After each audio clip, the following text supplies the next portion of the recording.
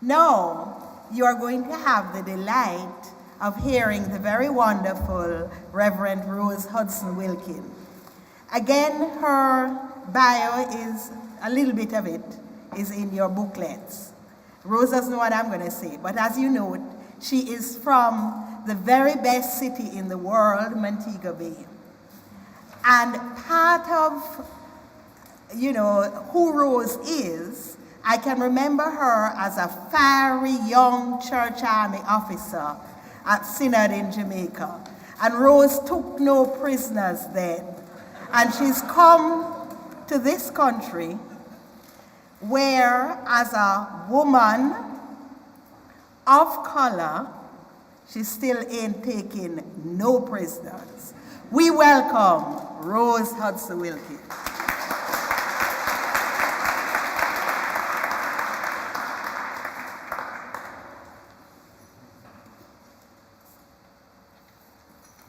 Thank you very much. I'm not quite sure what to make of that.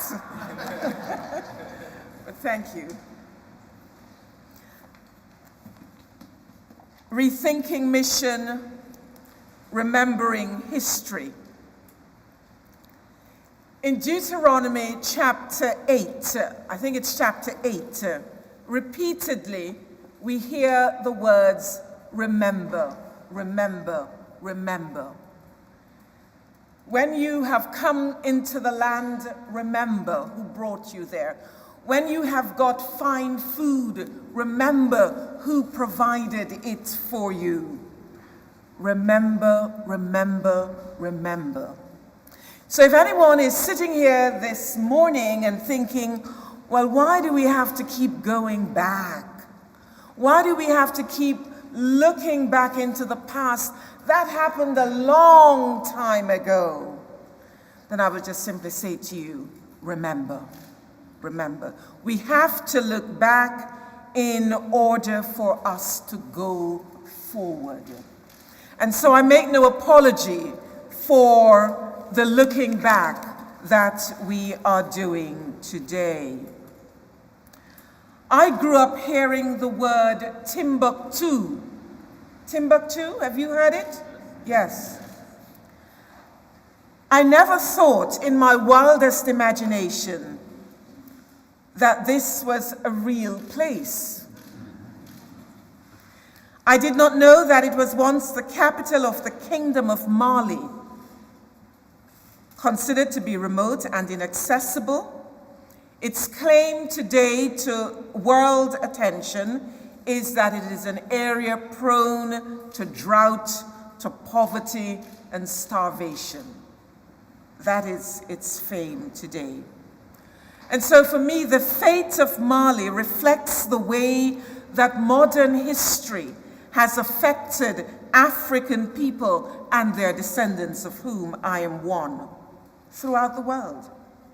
A people once rated among the wealthiest in the world, with their own beliefs, their own forms of social organization and culture, have simply been debased. First by slavery and then colonization of their continent, by people of another continent, and of the latter, their present position of wealth and power was and is part of the product of that slavery. And we think, of course, of Bristol, of London, and Liverpool. But life did exist. Community did exist in those places long before European expansion, long before European exploration. So what happened? Why is it that it is presented as if it only began when Europe went there, when Europe colonized, when Europe brought Christianity there? European expansion in the 15th century, for example, followed the pattern of exploration, colonization, and exploitation. The church followed where European expansion and exploration went.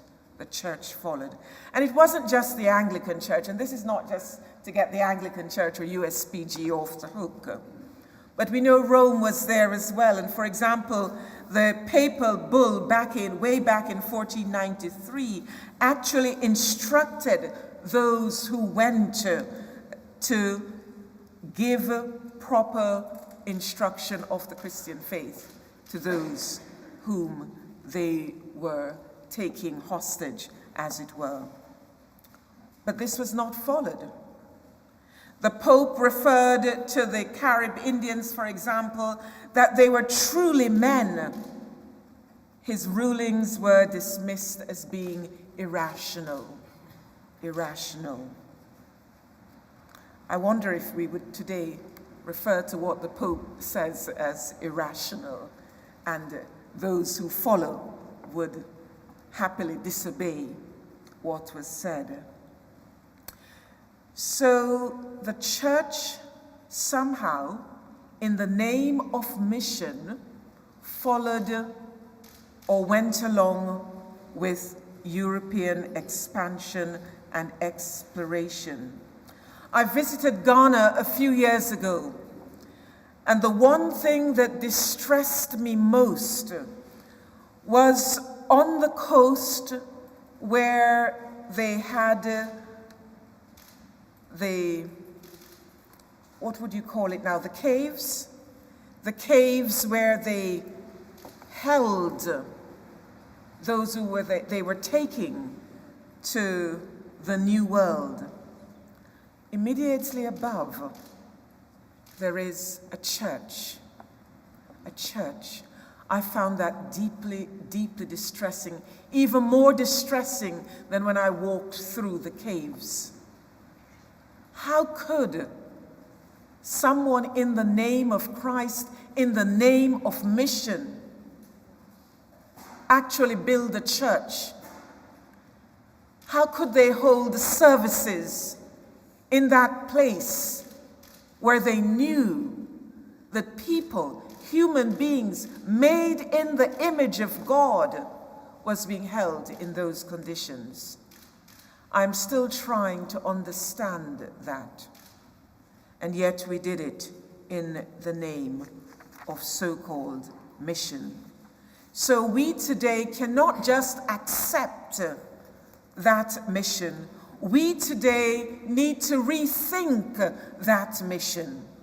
And we today need to ask questions of that mission. Ask questions about what is it that we have taken from that time and still using it today as if this is the norm, and we behave too as if it is the norm.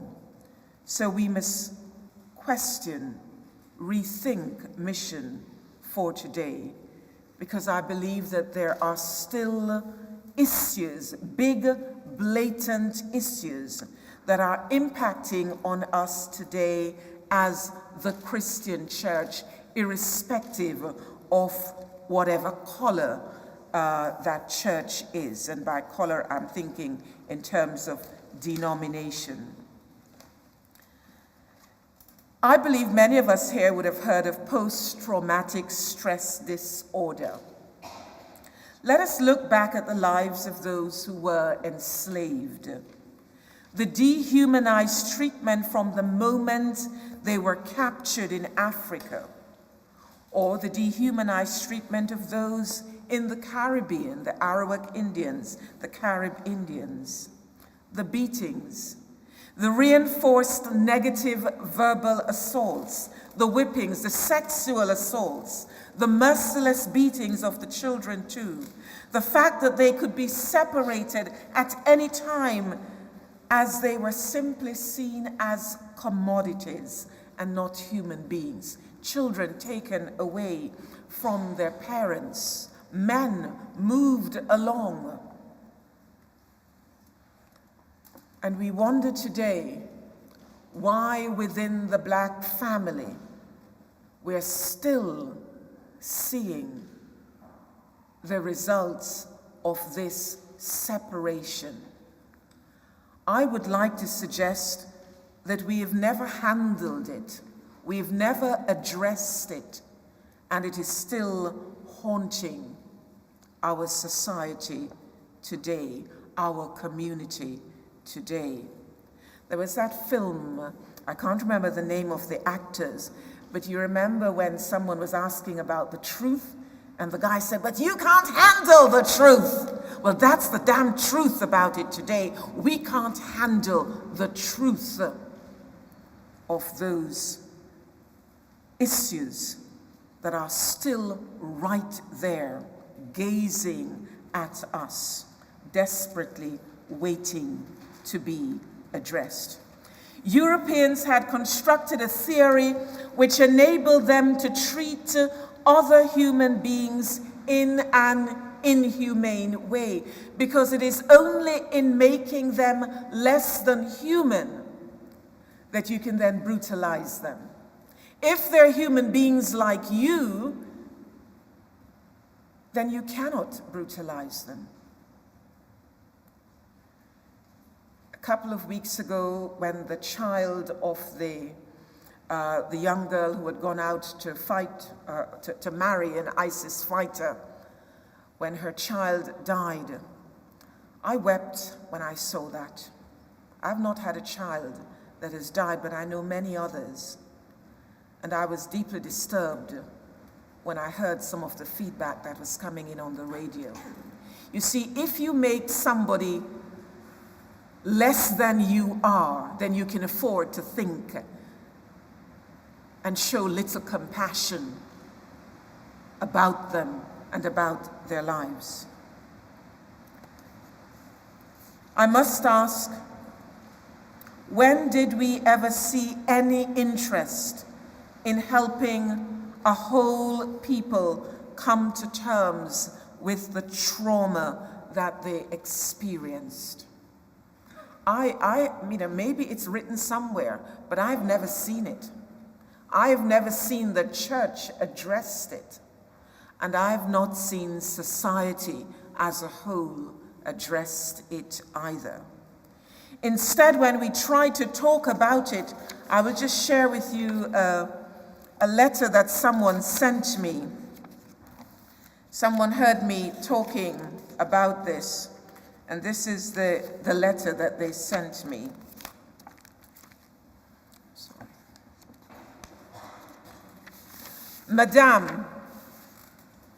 Madame, what are you complaining about? You are lucky to have the job, considering that, thank God, you lot are still in the minority in this country, and that not many of you are up to certain jobs, so shut up. And there are other bits to it. When did we, as a nation, try to address the trauma that a whole continent experienced? And I too saw the quote in the museum yesterday, which reminded us actually that the chains that we put on others, actually we are being chained ourselves by it. We just don't know it, but we too are in chains. Nanny of the Maroons, Sam Sharp, Marcus Garvey, Toussaint Louverture, all these people who were crying out for freedom, and they're just the tip of the iceberg. All these people who were crying out for freedom were actually asking for self-determination. That's what they were asking for self-determination. The desire not to be humiliated. The desire not to be spoken to in a derogatory manner. Not to be whipped mercilessly. Not to have their children taken away from them. For their women not to be repeatedly raped by the massa or the overseer. Not to be worked as if one is a working horse, to be paid an appropriate wage for the work that they did on the plantations. They were asking for self-determination.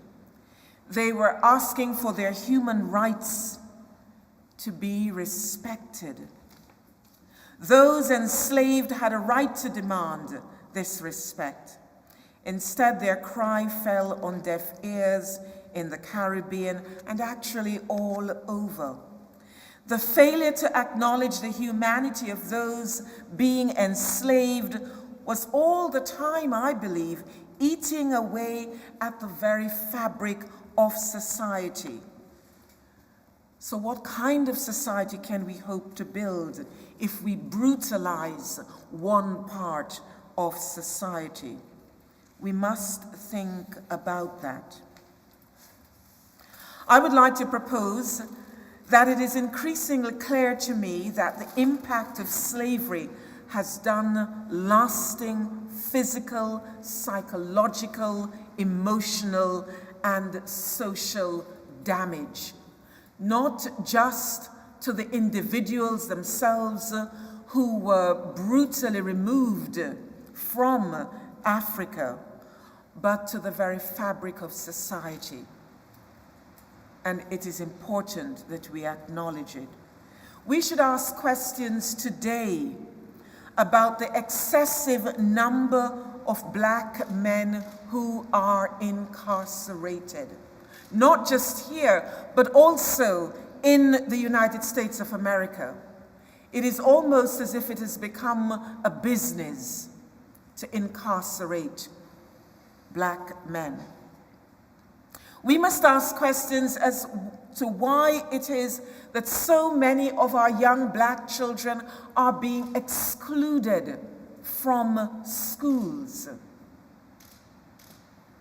We must also ask questions as to why it is that black people who have been here now for several generations are still not in significant leadership roles within society and within the church.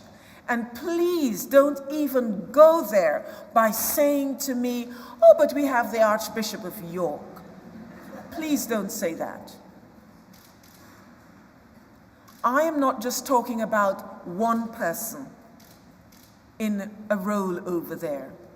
I may be the chaplain to the Speaker of the House of Commons, but that does not make me content that we have arrived, because we have not arrived.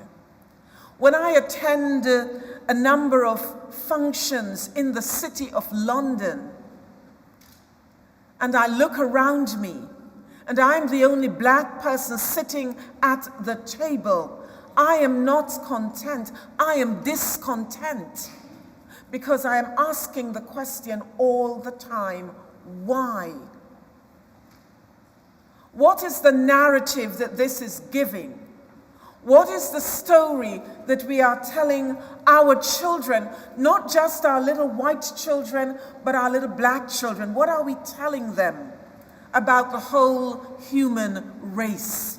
And we are one human race, irrespective of the paintwork. We're one human race, all made in the image of God. I think the narrative that we are sharing is a narrative that is going to continue to do us harm, because it is a narrative that says that you are not good enough. I spent 16 and a half years in Hackney, and we had a Specsavers in Hackney that I would go to. And every time I went there, I looked up, and there were 24 images of people wearing glasses. None of them were black. I would ask to see the manager, and I would say, excuse me, look at your clientele in the shop. And yet, none of these images reflect the fact that we're buying glasses too. We wear glasses. I did that for several years. Since I moved away, I went back again because I still go back to the same. habit. And they did have a little black boy. Do you know where that little black boy was? This little black boy was about there, the image, over a box where they were asking for used glasses. So I again asked to see the manager and said, that's not what I was expecting to see. And if you were in a very rural place, I wouldn't be asking this question, but this is Hackney. There was a place in the city, in London, in Covent Garden, called the Sanctuary, a beautiful place you could go to for day spas. And every time I went there, I would ask to see the manager, and I would say, there are no images that tells me that I am welcomed here. And I'm concerned about that. When they opened up a spa in Hackney, again, there's nothing wrong in being blonde and beautiful. That was the image they had outside. And I again asked to see the manager. I said, I love using spas, but actually, I'm not going to use your spa. You are right here in Hackney. Hackney is diverse. I want to see images that tells me that it's okay to come in. And I still do that in several shops that I walk into in diverse areas. I do that not because it is going to make an impact on me, but I'm thinking of my children and my grandchildren's generation. It is important.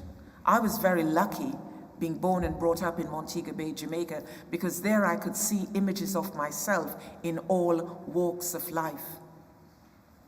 I remember saying to my cathedral in London, St. Paul's Cathedral, that I would no longer bring my children back from my parish for confirmation.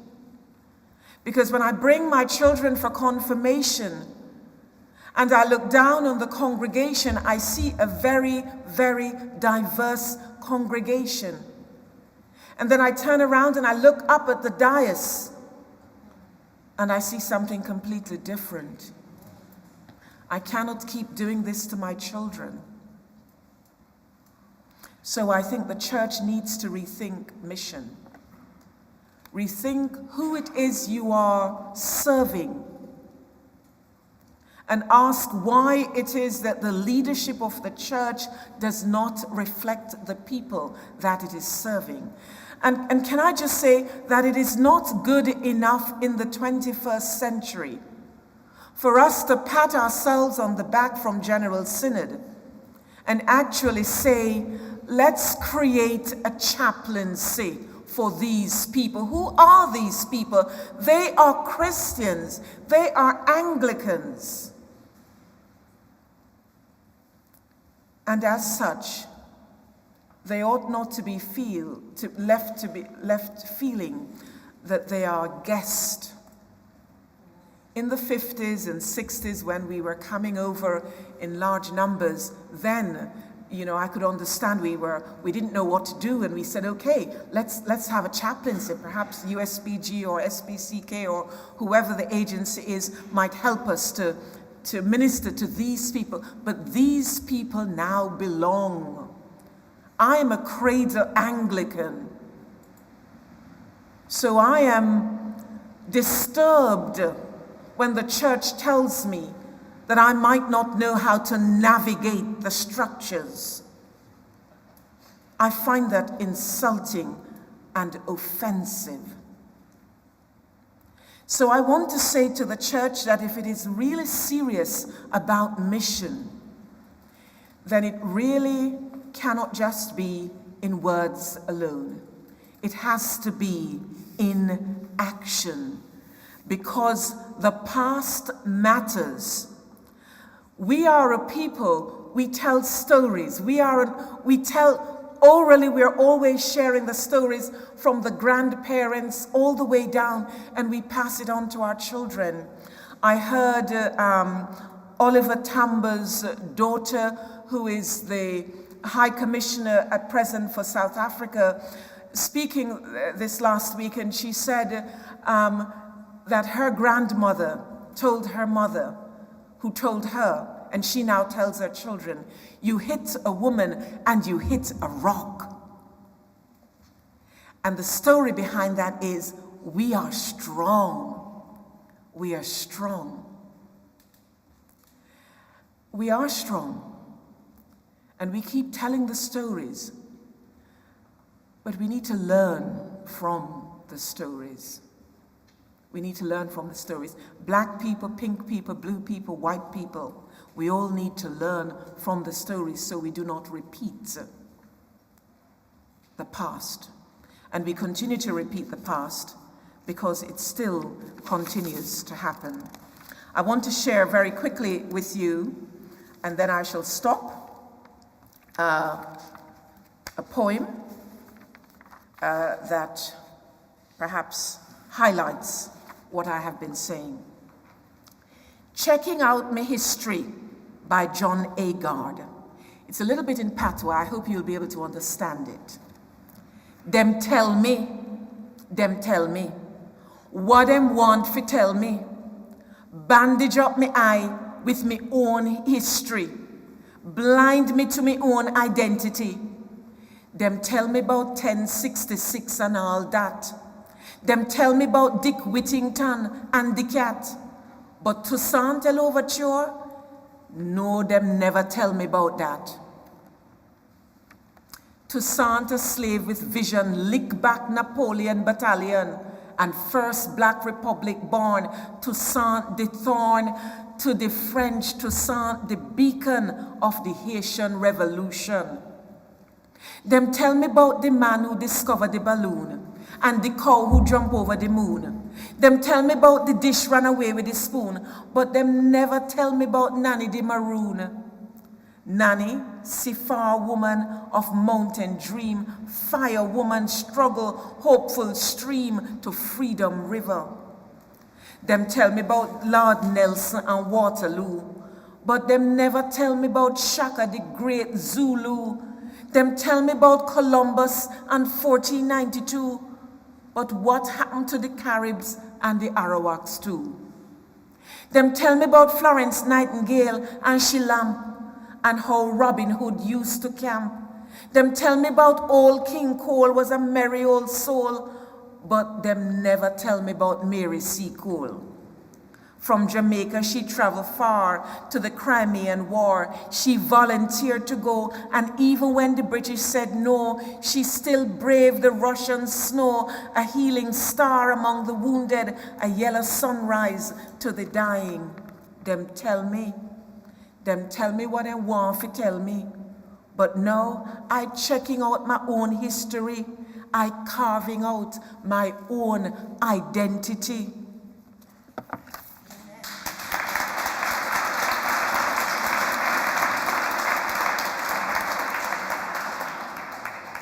And the final poem, and then I will stop, I promise you, is actually called Tell Them, Tell Them. So think about what I have said. I have said the past matters because it still impinges on the present, and it will continue to, and also in terms of our future. Tell them we were eternally young, believed in the old lie, how sweet and honorable to die for the mother country. Tell them we marched on foreign soil against tyranny, even when we were called boys, sambos, darkies. But we were men, proud to heed Kitchener's call. Tell them that gas shells didn't discriminate. Gas we carried in lungs, luggage that we brought all the way home, long after the war, a lugubrious death. Tell them that bombs didn't demarcate where they landed between the dark and the light skin. Bullets didn't curve in mid-air, making distinctions of the lesser race. Tell them, in quiet moments, we heard our mothers cry, our mothers' voices, desired the kiss of lovers, and watched God in the still of the morning before the rising of hell. Tell them of guns, howitzers, and Canadian 60-pounders, the barrage of sounds both day and night, the incessant din bursting through tin hats into sleeps, into dreams, decades later. Tell them of the silent bullet whispering in the dead of the night. Tell them our feet rotted in unforgiving mud, of the eternal misery of body lice to be found everywhere. Tell them we were Scots with kilts, Sikhs with turbans, an Indian cavalry, a British West Indian regiment, and Cockneys everywhere at the Somme. Tell them that our blood mingled and bled together in the front line, on the battlefields, limbs mangled on barbed wires, bodies lost in no man's land. Tell them we died in the collar of our skins, our mouths filled with patois, and our blood still warm with the memory of slavery. Tell them of the sons of Africa who came to die, their bodies filled with war cries on the SS Mendi, sinking as brothers dance the death drill side by side.